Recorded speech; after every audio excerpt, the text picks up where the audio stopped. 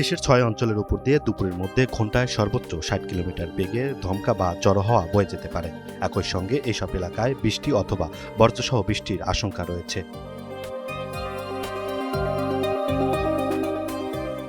বৃহস্পতিবার ভোর ৫টা থেকে দুপুর ১টা পর্যন্ত দেশের অভ্যন্তরীণ নদীবন্দরগুলোর জন্য দেওয়া সতর্কবার্তা এ তথ্য জানিয়েছে আবহাওয়া অধিদপ্তর।